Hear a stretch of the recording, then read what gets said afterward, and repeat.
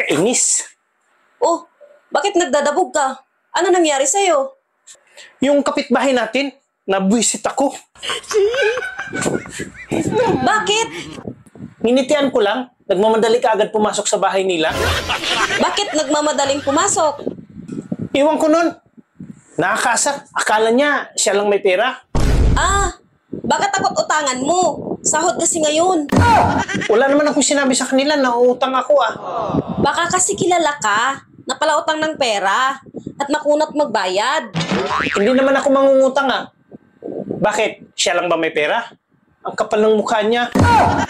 Eh kung hindi ka nga mangungutang, bakit ka nagagalit sa kanya? Babayaran ko naman siya. Pag mamonetize ako sa Facebook. Kaya naman pala takot sa'yo mga bagong sahod eh. Bakit? Babayaran ko naman sila ah. Vlogger to. Kailan ka ba mamonetize? Eh wala nga nanonood sa video mo eh.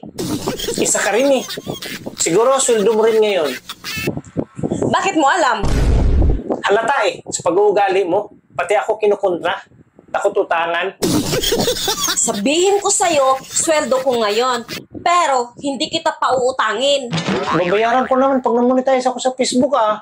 Biro mo, hindi ka pa monetize. Pero ang dami mo nang pinapaprint na damit, stickers at kung ano pa na may logo ng social media mo.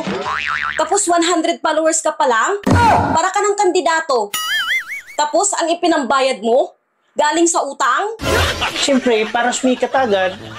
Kaya nga sa araw ng sweldo, wala ka nang makitang tao sa labas eh. Daig pa yung may COVID-19. Dahil takot yung mga tao lumabas, baka utangan mo. Ayaw mo kasi magbayad ng utang, kaya takot sila.